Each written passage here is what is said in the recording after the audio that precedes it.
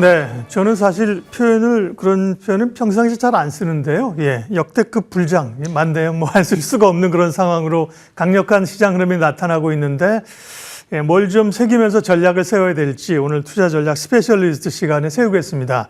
신중호 LS증권 리서치 센터장님 오셨습니다. 어서 오십시오. 네, 안녕하십니까. 앞전에 오셨을 때는 리서치 센터장이 아니었는데 다시 리서치로 복귀하셔서 네, 맞습니다. 리서치를 맡으셨습니다. 네.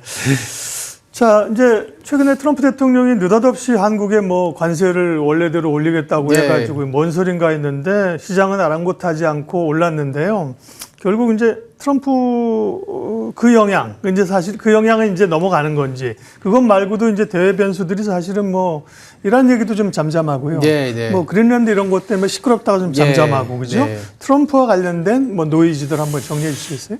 이제 우리나라 시장뿐만이 아니라 글로벌 시장의 투자자분들도 이제 트럼프의 말이 충격을 주는 건 맞는데 이 충격은 결국은 어떠한 협상을 이끌기 위한 약간의 이제 요법이라는 걸 알고 있는 것 같아요. 그러니까 진짜로 관세를 어제 같은 경우에는 자동차, 의약품, 자동차 25% 관세 이런 얘기가 넥스트레이드 그러니까 프리장에서는 자동차 그룹주들이 상당히 많이 빠졌었는데 본장에서는 오히려 플러스를 보인 이유는 그리고 오늘 또 후속 기사들은 한국과 협상을 하겠다 이런 거지 않습니까? 그렇죠. 그래서 전체적인 시선을 돌리는 아젠다의 어떤 세팅에 의한 트럼프의 발언인 거를 알고 있기 때문에 진짜로 부과하면서 시장의 어떠한 변동성이라든지 아니면 글로벌 마켓에 충격을 주는 걸 자체를 트럼프도 싫어하는 걸 알고 있는 것 같아요. 그래서 타코라고 많이 하잖아요. 그래서 타코 랠리를 이미 이제 학습된 효과라고 해야 되나? 그런 어떤 심리가 반영이 된 거는 맞는 것 같다. 네.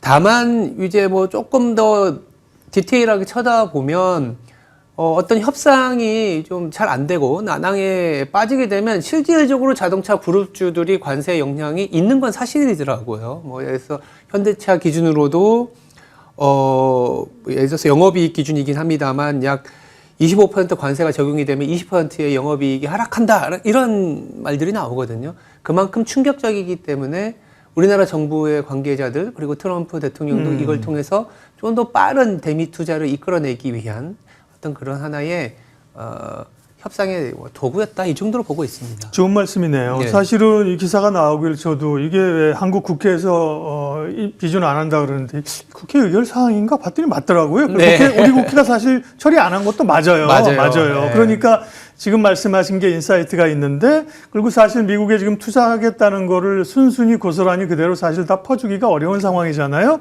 그럼 우리가 어쨌든 딜레이 시키고 이러면서 또 노이즈가 날 수도 있는 그렇죠. 그 변동성을 만들어낼 수도 있는 거죠. 그렇죠. 네. 네. 그런 요인이 있는 것 같습니다. 네. 자, 어쨌든 그런 요인들을 뚫고 국내 증시는 올해 세계 증시 가운데 가장 강하고요. 트럼프 리스크도 뚫고 코스피 5,000, 코스피 4,000. 오늘은 코스피 5,100, 1,100.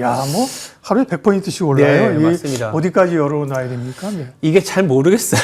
이게 솔직한 말이고. 최고의 전문가 리서치 센터장이 모르시겠다는데. 근데 왜냐하면 현재 시장은 상단을 우리가 저울질하기가 어려운 게 우리가 그동안 저희가 이 방송 전에 좀 전에 얘기한 게 이게 가만히 생각해 보니까 2007년에 2,000을 보고 2025년에도 2,000이었던 코스피를 생각해 보니 거의 17년간 참으로 참 많이 못 올랐었다. 박스피라는 오명이 있었잖아요. 예, 박스피가 어떻게 보면 정말 길게 보면 17년간 박스피였다라고도 볼 수 있는 거지 않습니까? 네, 그렇죠. 왜냐하면 묻어놓고 바이앤 홀드한 사람들이 봤을 때는 17년간 수익이 안 난 장이었기 때문에.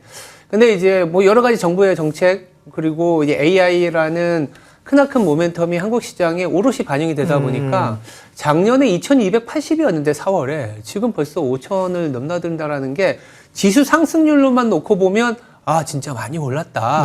좀 겁난다. 이런 생각도 들지만 한편으로는 밸류에이션을 저희들이 안 볼 수는 없잖아요. 그렇죠. 근데 코스피 밸류에이션이 이렇게 보니까 PER 기준입니다. 이익이 확정되지 않은 이익이긴 합니다만 11배가 안 되더라고요.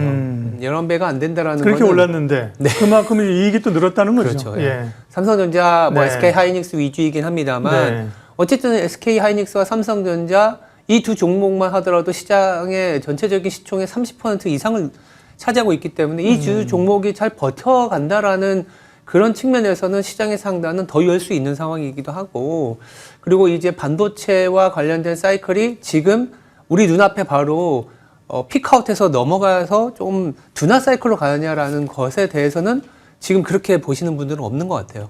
그리고 빅테크의 캐펙스에 대한 전망이 간밤에 미국에서도 그런 우려가 있는데 실제 어떤 글로벌 IB들의 전망 그리고 빅테크들의 현금 흐름을 보면 캐펙스를 줄인다라는 리스크는 없는 것 같다. 그러면서 오늘 SK 하이닉스를 필두로 한 삼성전자가 시장을 더 끌어올리는 그런 촉매제가 됐다. 이렇게 말씀드릴 수 있을 것 같습니다.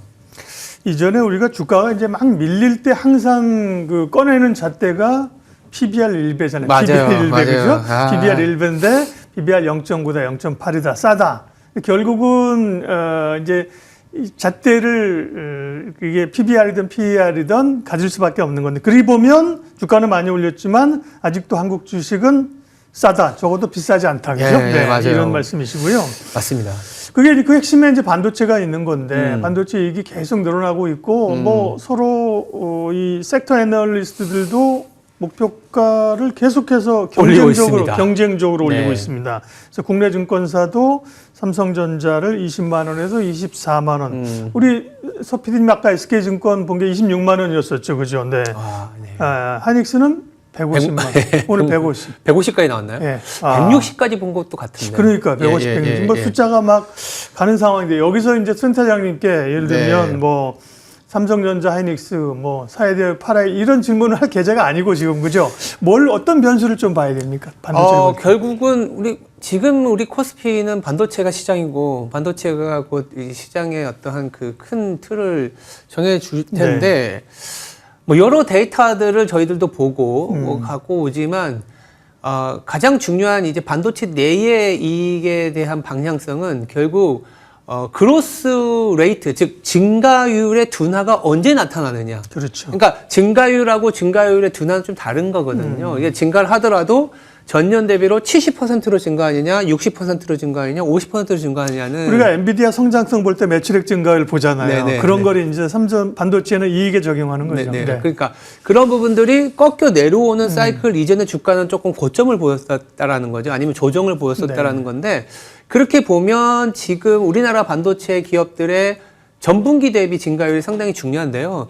1분기가 어쩌면 약간은 좀 고점, 단기 고점, 그리고 한 이제 하반기 가서 다시 리바운드 나타난다라는 그런 이제 현재 컨센서스는 있는데 이것도 좀 바뀔 수는 있어요. 왜냐하면 이번 주에 빅테크 기업들의 실적 발표 이후에 캐펙스에 대한 지출이 더 능가하게 되면 공급이 부족할 거잖아요. 그렇죠. 그러면 이게 1분기 고점이 아니라 2분기 고점으로 갈 수 있다는 얘기들이 나오기 때문에 지금 당장은 이제 1월, 2월, 3월이라는 1분기 기간이 남아 있어서 시장의 전체적인 하방 변동성을 나타나더라도 이 반도체 특히 삼성전자가 좀 버팀목이 될 수 있다라는 얘기를 드리고 있고 또 한편으로는요.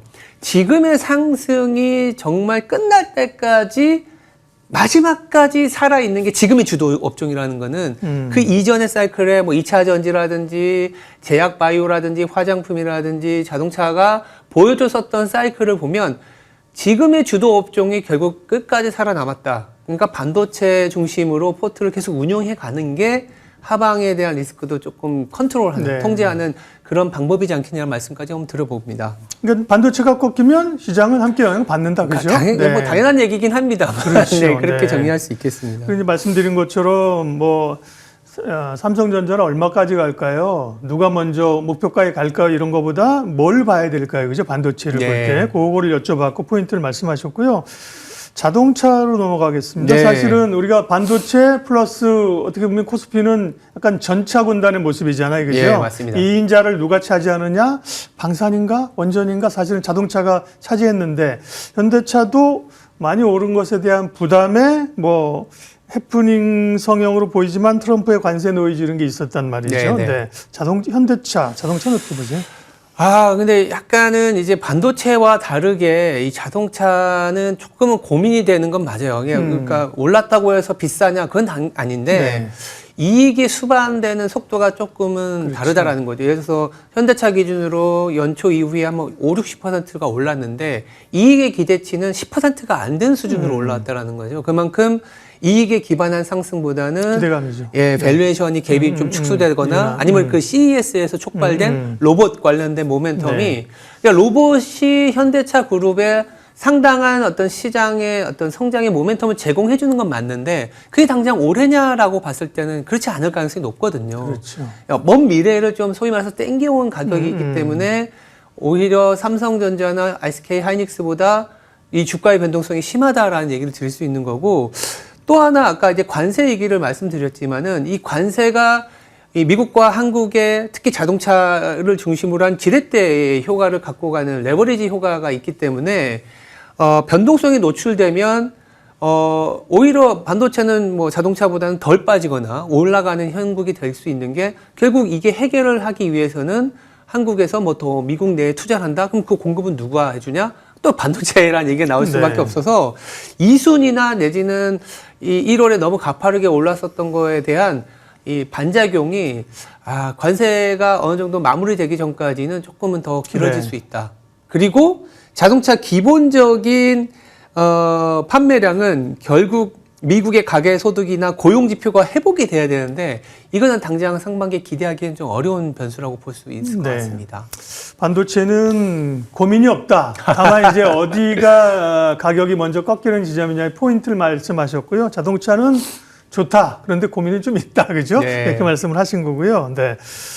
그 다음에 이제 어떤 코스피 쪽에 있는 조방원 얘기까지 먼저 가고 그 다음에 코스닥의 이제 그럴까요? 섹터들 네, 얘기할게요. 알겠습니다. 보면 근데 말씀하신 것처럼 반도체나 조선, 방산 이런 쪽은 이제 실적이 되는 거잖아요. 그죠? 실적이 맞습니다. 되니까 뭐 흔들림 없이 갈 수 있는 건데 자동차는 실적에 대한 고민이 있었다고 하고 네. 그러면 이제 조선, 방산, 원전은 또 정책 모멘텀도 있어서 네. 이들 섹터도 좀 비중을 일정 부분 확고히 가져가야 되는 섹터인가요? 저는 지금은 같이 가져가는 게 어떻게 보면 투트랙 입장에서 물론 수익률의 극단화를 위해서는 반도체 중심으로 가는 것도 나쁘지 않은 전략이긴 합니다만 네. 이 조선방산 원전은 특히나 어떤 역할이냐면 약간은 시장 내에서 방어적인 역할을 그렇죠. 한다. 아니면 네. 이를테면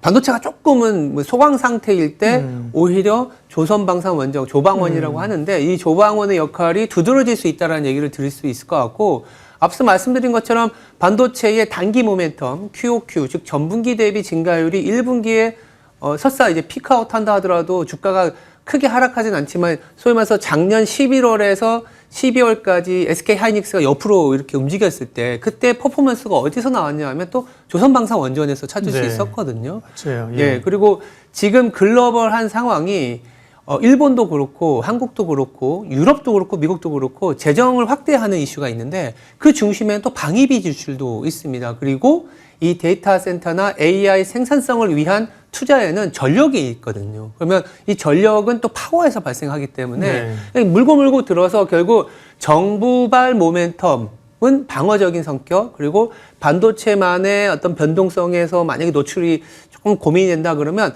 반도체와 조방원을 같이 가는 전략이 1분기 상반기를 조금은 하방도 좀 컨트롤하면서 가는 전략이지 않을까라는 말씀 좀 드리고 있습니다. 네, 조방 원전까지 포함을 할 수가 있겠습니다. 네. 다음에 이제 코스닥 쪽 얘기하겠습니다. 네. 워낙 사실 코스닥이 뒤쳐져 있었는데요. 네. 피맞추기를 하다 보니까 항상 수급이나 시장의 센티는 강하게 반영되지 않습니까? 네, 위든 맞습니다. 아래든. 네. 그러면서 강하게 반영되고 있는 건데 이게 결국은 추세적으로 어떤 정책의 가시와 실적의 모멘텀으로 지속적으로 코스닥이 갈 수 있느냐에 대한 고민도 있는 거잖아요. 예. 코스닥 어떻게 보시는지. 야, 이게 코스닥이요. 일주일 전만 하더라도 지수 기준으로 코스피와의 네. 지수 격차가 예. 15%포인트가 벌어졌었어요. 예. 그러면 지수가 15%를 갭을 메우려면 상당한 시간이 필요하거든요. 그렇죠. 근데 네. 지금 아까 여기 오기 전에 자세히 보니까 거의 지금 21%, 22% 거의 동일해졌어요. 그만큼 코스피도 올랐지만 코스닥의 이제 약간 폭발적인 상승이 지금 나타난 건 사실이고 이게 이제 포모 장세로 이루어지면서 개인 투자자분들의 상당한 어떤 자금을 끌어들이는 효과가 있는 건 맞는 것 같습니다. 그리고 이 추세가 더 이어질 수도 있다고 봐요. 왜냐하면 전체적인 지금 정부의 정책이나 그리고 이 코스피를 2,000P에서 5,000P로 올린 신뢰감이 코스닥으로 이전된 거는 맞기 때문에. 네. 다만 이제 돈의 힘으로만 올라가기에는 조금 부담스러운 거는 이를테면 지금 코스닥의 시가총액이 한 550조, 560조 좀 넘을 것 같습니다. 어떻게 보면 SK 하이닉스하고 좀 비슷한 수준인데 네. SK 하이닉스가 지금 올해 80조에서 90조, 어떻게 보면 100조까지도 바라보는데 코스닥 전체 이익은 한 10조, 20조가 안 돼요. 네. 그만큼 SK 하이닉스보다 7배, 8배가 비싼 게 현재의 코스닥 시장이라고 할 수 있기 때문에 단기적으로 수급이 들어오는 부분들은 맞지만 이게 코스닥이 안고 있는 아주 이제 아킬레스건은 이익이거든요. 그렇죠. 그리고 이익의 아킬레스건은 실적 시즌입니다. 그러니까 맞아요. 실적 시즌에 네. 이제 민낯이 드러나다 보니까. 맞아요. 근데 이제 재밌는 거는 중소형주들, 코스닥들 기업의 실적 발표는 보통 이 전반보다 후반, 그러니까 1월보다는 2월에 많이 발표되거든요. 그래서 1월 이후에 2월에 갔을 때는 이 돈의 힘으로 올라온 거는 맞지만 예. 민낯이 드러나는 게 2월부터이기 때문에 이 종목 간 그리고 제약바이오, 2차전지, 게임주가 많이 포진되어 있는 이 코스닥 같은 경우 2월에 상당한 변동성에 노출될 가능성도 염두에 둬야 된다. 네. 이렇게 그런 말씀드릴 그런 수 걸 있습니다. 미리 생각을 해야죠. 맞습니다. 지금이야 뭐 워낙 좋죠, 그죠? 워낙 예. 좋은데 좋으니까 같이 몸을 맡기는 게 맞는데 그 다음은 어떤 스케줄이 있지를 봐야 되는 맞습니다. 거고요.